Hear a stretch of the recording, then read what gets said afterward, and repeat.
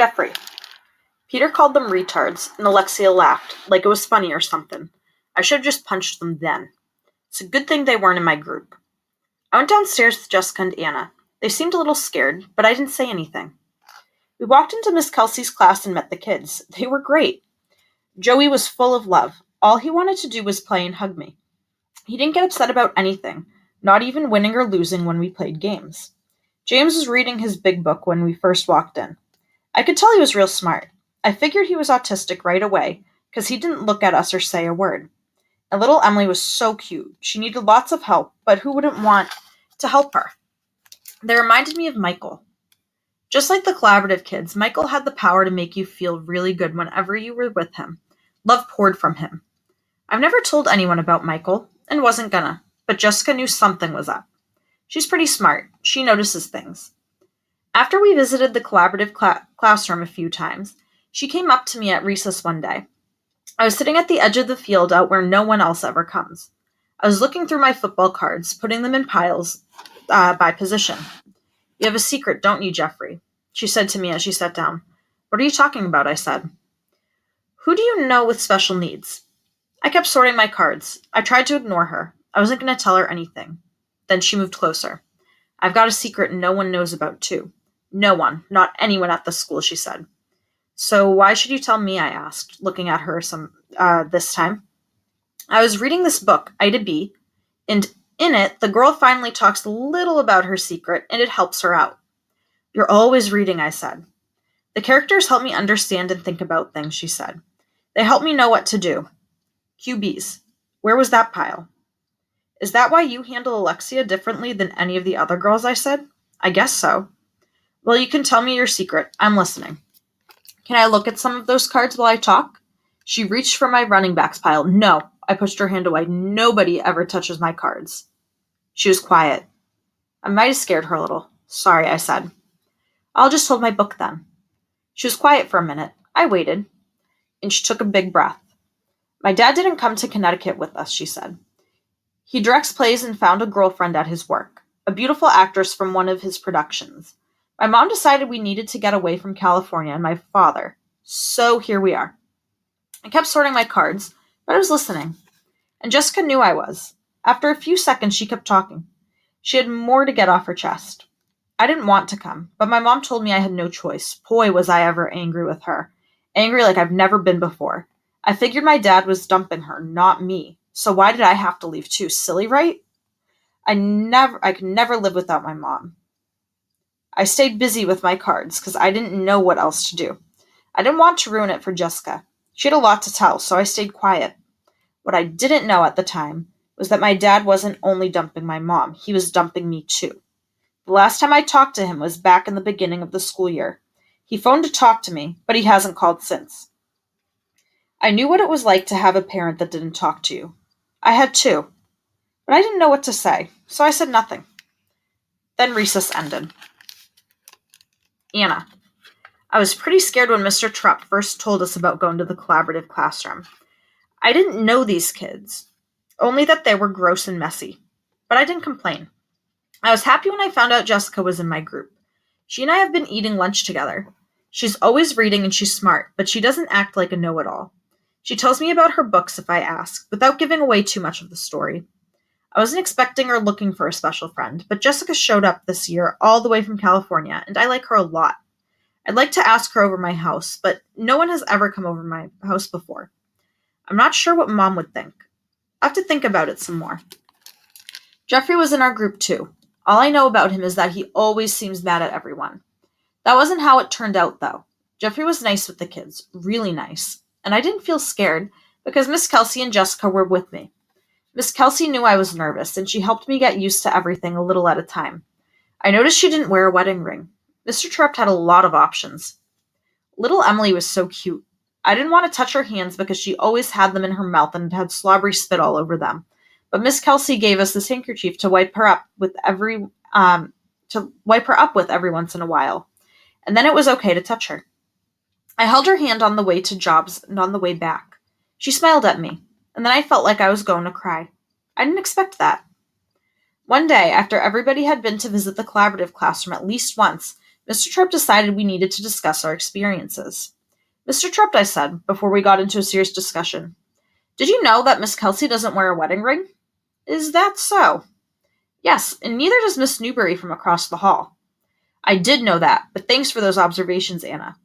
Then Peter started an ooh, trapped in Newbury, sitting in a tree. Kissing. Okay, Peter, ha ha. Mr. Tripp held up his hands. Enough of the matchmaking, though. I appreciate your looking out for me, Anna. Now, how about sharing your experience? I wanted to tell Mr. Tripp that my mom didn't have a wedding ring, but he'd moved on. Jessica was the first to speak up. Mr. Tripp, why is James in that room? He seems really smart. Yeah, Peter said. He knew how many forks and stuff were on the table without even counting them. You should do some math with him, Luke. Not exactly a retard then, huh, Peter? Mr. Tripp said. No. Peter's voice lowered, and so did his head. He's autistic, Geoffrey said. No one said anything, probably because we were so shocked that Geoffrey had spoken at all, and because we didn't know what he meant. James has some things that he's really into and knows everything about them, Geoffrey went on. A lot of autistic people have a special talent. James is great with numbers, but he has his problems too. Hey, we should have had him tell us how many blades of grass were in the soccer field, Peter said. Yeah, and then I never would got hit in the tushy, Lexi told him. Peter grinned. But that was the best part. All right, you two, that's enough, Mr. Tripp said. How do you know all that stuff, Geoffrey? I said, even before I knew I was asking the question. I felt instantly bad. Geoffrey wasn't looking for extra attention. Geoffrey didn't answer. He was quiet again. Danielle. Lexi was in my group going to the collaborative kids. Part of me was happy about that. Part of me wasn't. Things were a little confusing. Every time I went to the collaborative classroom and every time we came back, Lexi would talk bad about Jessica. Even Anna sometimes. Don't you think Anna belongs in this room? She's so stupid, Lexi said one day. Even if I wasn't supposed to be friends with Anna, I knew she wasn't stupid. I knew because she was my plant partner and she helped me a lot during the unit. Plus, Anna was the only girl not involved in Lexi's schemes, which made her brave too. Jessica should just stay down there. She doesn't have any normal friends, Lexi said. The weirdest thing of all was that Lexi was really nice to the boys and girls in the collaborative classroom. Joey loved her. Okay, Joey loved everyone, but he always smiled and hugged Lexi. And she was really patient with Emily, too. Seeing Lexi like that helped me feel more comfortable in the room, and I had a good time with the kids, especially James.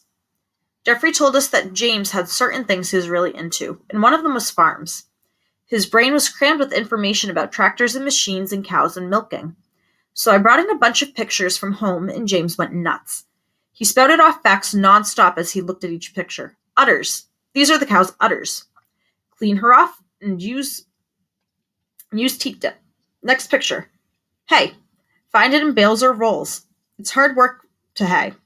Throw the bale off the wagon and put it on the elevator. Stack the bales in the hayloft. Next picture. John Deere tractor. Classic green and yellow. Lots of horsepower. James talked more to himself than anyone else, but that was okay. His mind was racing. When our time was up, I tried to take the pictures and he started screaming. Really screaming. Not words, just noise, really loud noises. It scared me. I let go of the pictures, and Mrs. Warner came right over. I got out of the way. He can keep them, I said. That's very nice of you, sweetie, Mrs. Warner said. James, can you say thank you to your friend? James just yelled and struggled to free his body from Mrs. Warner. James has a hard time knowing when time is up and switching to another activity, she said. I felt bad for James, watching him have his meltdowns. It's okay, I said. You can keep the pictures, James. Bye. More yelling and crying and screaming. I hoped he would calm down soon, but I had to leave. I wanted to go. I didn't like seeing that. The whole situation upset me, and I think that was what gave me the courage to say something. We had just gone out into the hall when Lexi started right in. What a weirdo. We better fix him up with Jessica. She's the weirdest one in our class. Just stop it, I exploded. Why do you always have to be so mean? You're nice in the room with them. Why do you have to be mean now? Fighting back tears, I turned and ran down the hall. He likes cows, yet Lexi yelled after me. Maybe he should date a cow like you then. Hot tears streamed down my cheeks. I ran upstairs and into our bathroom. Jessica was there. Are you okay? She asked as I came through the door crying. Here was my true friend. I know it now. I'm sorry I've been mean to you, Jessica. I won't do it again. She walked over to me and we hugged. I felt better. Dear God, it's Danielle.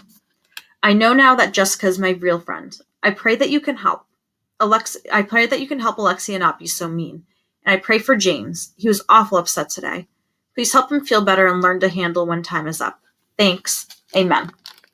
Alexia. Peter knew what he was doing out there on that soccer field, hitting me with that frisbee. So, I was constantly reminding him that he had killed our plant. I told you so, I kept telling him. Yesterday, he told me to stop annoying him.